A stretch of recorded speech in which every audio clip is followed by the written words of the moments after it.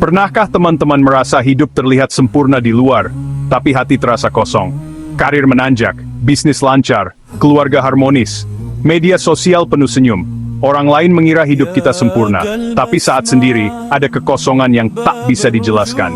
Kita coba mengisi dengan belanja, liburan, atau berkumpul dengan teman, tapi rasa hampa itu selalu kembali, seolah ada lubang di hati yang tak bisa diisi apapun. Kita mulai bertanya, kenapa kebahagiaan terasa sementara? Ini adalah alarm dari dalam diri, tanda ada yang hilang. Hati kita merindukan sesuatu yang lebih besar dari dunia, Allah Subhanahu wa Ta'ala. Kekosongan ini adalah rahmat tersembunyi, panggilan Allah agar kita kembali mendekat. Dunia memang diciptakan untuk kita, tapi kita diciptakan untuk beribadah kepadanya. Ketika melupakan tujuan utama, wajar hati kita tersesat. Seperti musafir yang lupa jalan pulang, punya bekal tapi tak tahu arah. Kegelisahan itu adalah kompas yang mengarahkan kita kembali ke jalan yang benar. Seberapa sering kita terlalu sibuk hingga lupa tujuan hidup? Bangun pagi, langsung cek notifikasi, lalu tenggelam dalam target dan deadline. Kita bekerja keras demi promosi, rumah atau keluarga, semua niat baik. Tapi sering, kita lupa tujuan akhir dan terobsesi mengejar dunia. Kita pikir, nanti kalau sudah punya ini, pasti bahagia. Waktu, tenaga, pikiran habis untuk dunia, lupa bahwa dunia hanya tempat singgah. Kita mulai menomorduakan Allah. Adzan diabaikan, sedekah ditunda, Al-Quran tergantikan media sosial. Prioritas bergeser, Allah bukan lagi nomor satu. Kita merasa sibuk, padahal perlahan terputus dari sumber kekuatan. Seperti pohon tanpa akar, tampak kokoh tapi rapuh. Sedikit angin, kita bisa tumbang. Semua yang kita kejar, rezeki dan kemudahan, hanya datang dari Allah. Jangan biarkan kesibukan menjauhkan kita darinya. Mungkin kita masih salat, tapi apakah salat kita bermakna? Seringkali, salat hanya jadi rutinitas, checklist harian tanpa hati. Kita salat tergesa-gesa, pikiran melayang ke urusan dunia, gerakan tanpa makna, bacaan tanpa kehadiran hati. Setelah salam, tak ada bekas di hati, tak ada ketenangan. Padahal salat seharusnya jadi momen curhat dan recharge spiritual. Tapi kita ingin cepat selesai, agar bisa kembali ke aktivitas dunia. Doa pun jadi formalitas, tanpa getaran dan harapan. Kita lupa, salat adalah tiang agama. Jika salat rusak, amalan lain ikut rusak. Koneksi terpenting dalam hidup jadi lemah, charger iman tak terpasang. Akibatnya, hati mudah gelisah, marah, putus asa, dan hampa. Karena kita kehilangan esensi salat khusyuk dan kehadiran hati. Saatnya perbaiki salat, agar hidup kembali bermakna. Allah Maha Baik, Dia memanggil hambanya dengan cara yang lembut, kadang lewat ujian. Bisnis bermasalah, proyek gagal, sakit, kehilangan orang tercinta, semua bisa terjadi tiba-tiba. Dunia terasa runtuh, kita bertanya, kenapa aku? Kita cari solusi, minta bantuan, tapi semua jalan buntu. Di titik terlemah kita baru ingat Allah. Kita sadar, selama ini terlalu sombong, merasa bisa sendiri. Ujian adalah tamparan cinta, teguran penuh kasih. Allah ingin kita sadar, kita bukan siapa-siapa tanpanya. Masalah berat bukan hukuman, tapi undangan untuk kembali pulang. Allah merusak mainan duniawi, agar kita tak lupa padanya.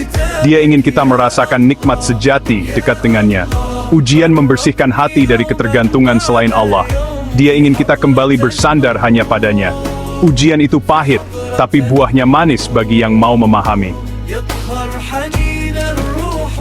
Di puncak kerapuhan, kita mengambil wudhu dan salat. Kali ini terasa berbeda. Setiap basuhan air membersihkan hati, bukan hanya fisik. Saat takbir, beban dunia terasa terangkat.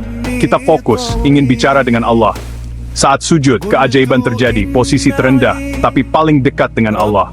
Rasulullah bersabda, saat terdekat seorang hamba dengan Rabb-nya adalah saat ia sedang sujud. Air mata tumpah, pertahanan runtuh, kita curhat dalam bahasa hati.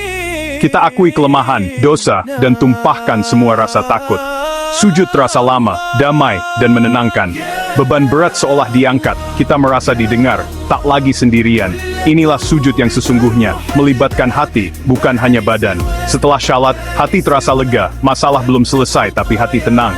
Kita punya kekuatan dan harapan baru, karena kita sudah menyerahkan masalah pada Yang Maha Kuasa. Sujud mengubah segalanya, bukan keadaan luar hati kita. Setelah tangisan dalam sujud, muncul kesadaran baru. Kita mulai mensyukuri nikmat yang selama ini dilupakan.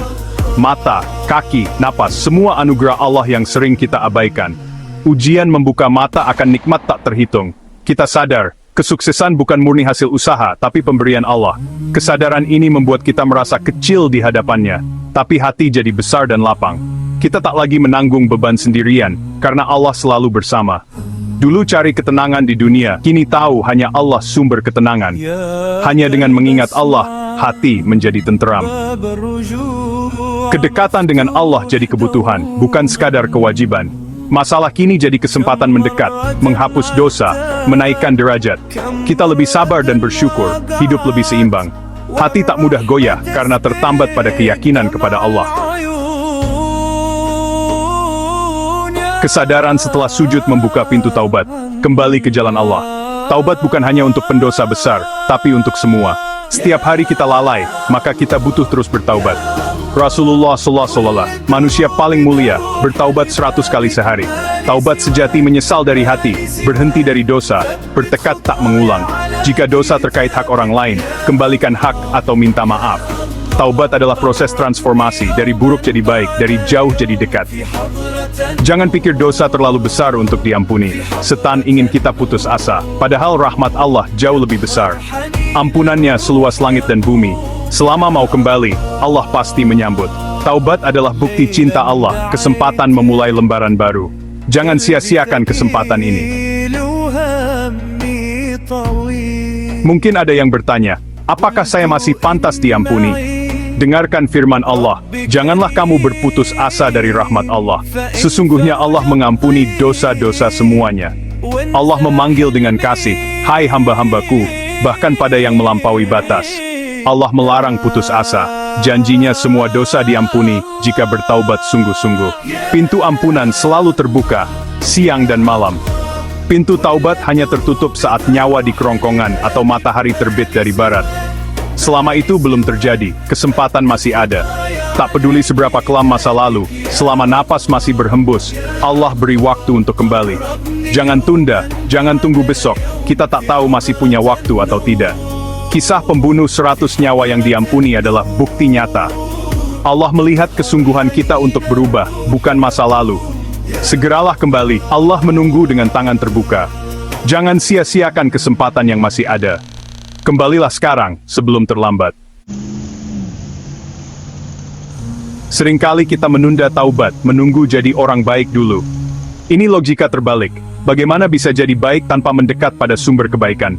Kita tak akan pernah sempurna. Manusia tempatnya salah dan lupa. Allah tak menuntut kesempurnaan, tapi kesungguhan memperbaiki diri. Datanglah pada Allah dalam keadaan apapun, dengan segala kekurangan. Justru hati yang hancur dan menyesal paling Allah sukai. Taubat adalah perjalanan, bukan tujuan akhir. Jatuh, bangun lagi, bertaubat lagi. Allah tak pernah bosan mengampuni. Seperti anak kecil belajar berjalan, jatuh berkali-kali tapi terus bangkit. Mulailah dari sekarang, dari apa yang bisa kita lakukan. Shalat belum kusyuk? Tak apa, terus perbaiki. Sulit tinggalkan maksiat? Terus berdoa dan berusaha. Jangan tunggu bisa meninggalkan semua maksiat baru mau shalat. Selama masih bisa bersujud, harapan selalu ada. Gerbang utama kembali padanya.